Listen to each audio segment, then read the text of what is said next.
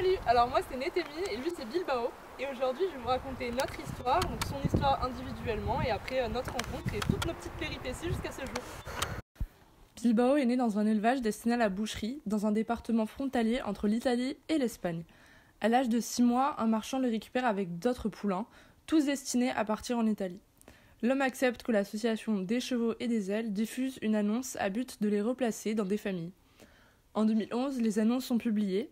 Suite à ça, il est racheté par un centre équestre avec 2 autres poulains, où ils grandiront doucement, menant une vie calme.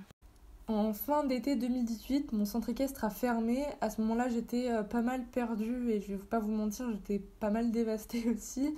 Je venais de prendre pendant l'été du coup 2018 tout mon centre équestre en demi-pension. C'est-à-dire que je pouvais à peu près monter tous les chevaux quand je voulais, donc en balade, sur du plat, etc. Et d'un coup, le petit cocon et le petit monde que j'avais n'existeraient plus et je ne savais pas vraiment quoi faire. Je ne savais pas si je voulais devenir propriétaire en rachetant un des chevaux du club, si je prenais une DP, mais j'avais pas encore beaucoup d'expérience sur ce terrain-là, et surtout où j'allais aller, parce que dans mes yeux, je n'avais pas le niveau de monter seule du tout et d'arrêter les cours. Du coup, j'étais vraiment très perdue, comme vous pouvez le voir.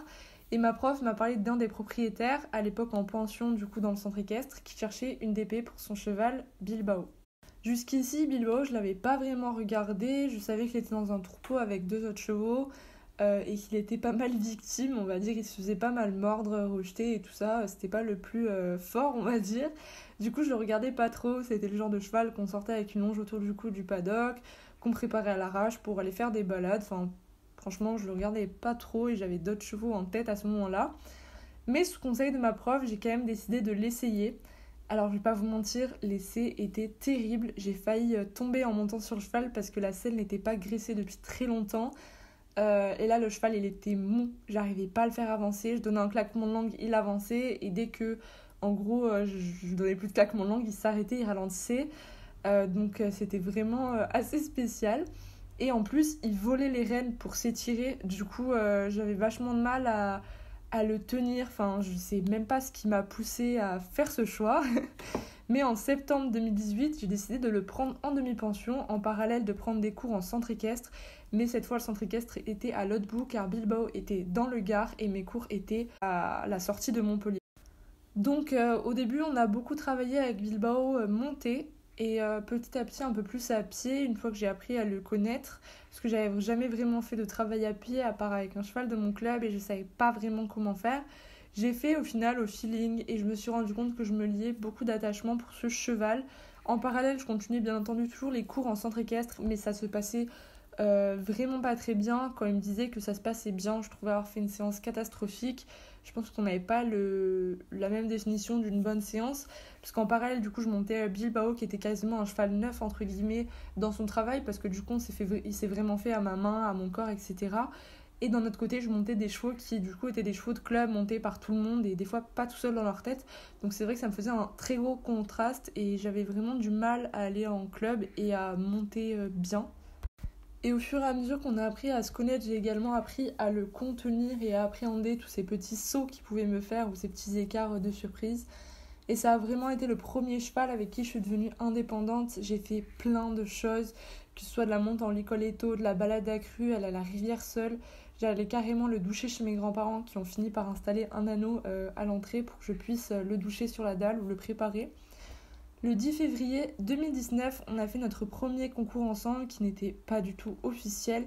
C'était au Pont Romain, on a été classé 2e en dressage et éliminé en saut. J'étais très stressée et ça s'est fait ressentir. On a fait beaucoup de cercles avant de sauter pour finalement être éliminé. Mais comme ce n'était pas un concours officiel, nous avons pu finir notre tour et franchement ça c'est plutôt cool. De retour à la maison, on a fait un gros travail sur nous tout simplement. Et à mon niveau aussi, on a travaillé sur des lignes de saut, des lignes courbes, des cavaletti, vraiment beaucoup de choses.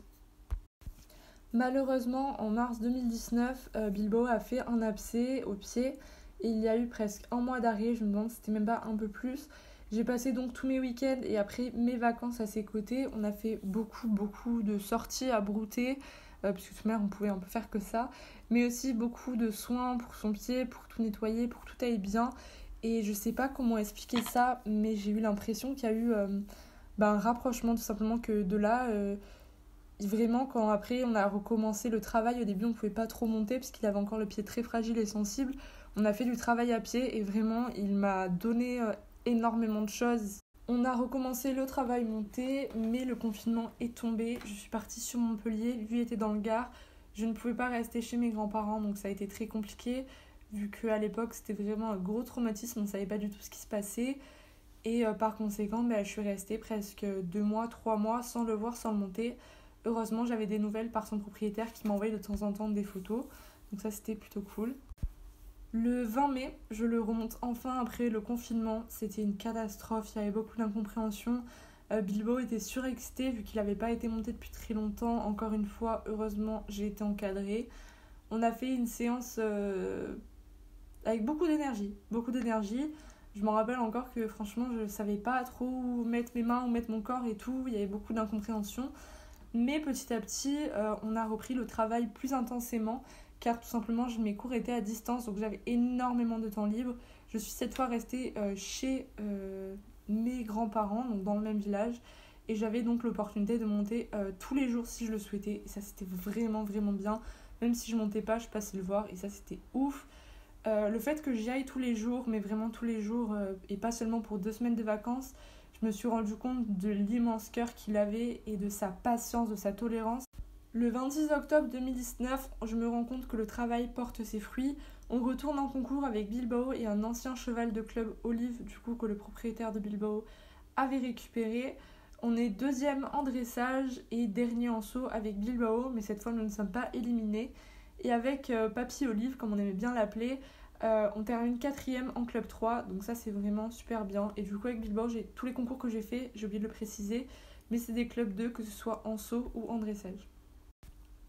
Cependant, il n'y a pas que des hauts, on traverse une phase compliquée. Bilbao a beaucoup d'énergie que j'ai énormément de mal à contenir, notamment à la longe. Le cheval se retourne plus d'une fois contre moi, il me fonce dessus. Je n'arrive pas à le canaliser, j'en ai par conséquent très peur. Je décide de ne plus le longer. En carrière, ça devient pareil, il a compris que j'avais peur. Il fonce comme un débile, il s'arrête, il fait des écarts, j'en ai vraiment peur. Par conséquent, j'arrête de monter à cheval, je fais essentiellement des balades, même si ça ne se passe pas toujours comme prévu, au moins en balade, j'ai un peu moins peur, on va dire, allez savoir pourquoi.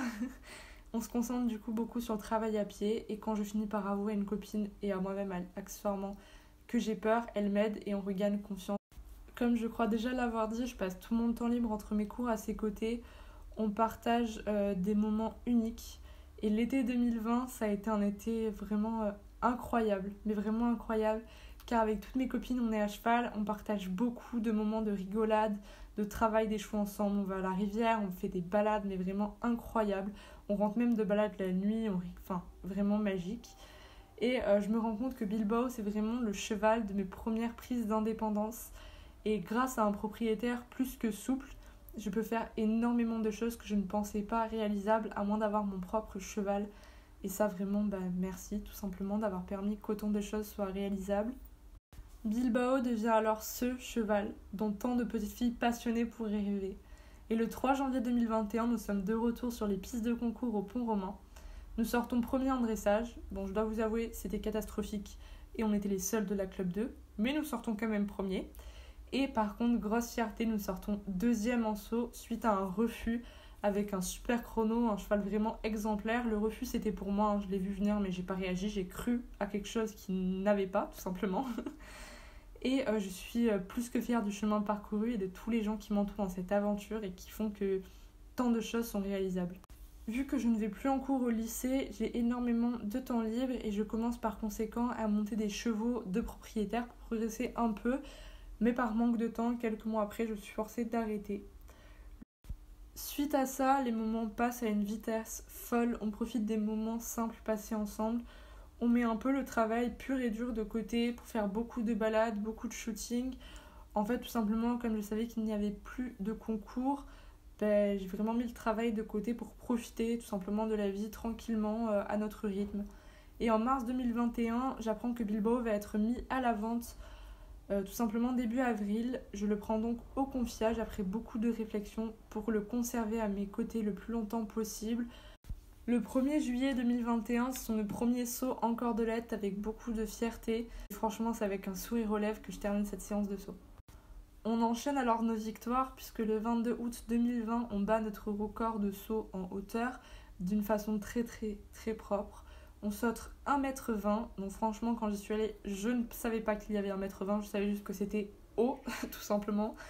Et on finit la séance en cordelette et on saute 1 mètre en cordelette, vraiment un cheval plus que gentil. Je vous mettrai quelques photos, j'ai pas de vidéo de cette séance, mais des photos avec le sourire aux lèvres rempli de gratitude et de fierté. Et pour clôture ces 3 ans DDP et commencer une nouvelle aventure, c'est le vendredi 10 septembre 2021 que, ne me voyant pas retourner en club ni prendre une DP dans le risque qu'elle soit vendue elle aussi. Les gars, j'ai signé les papiers. Bilbao, il est à moi.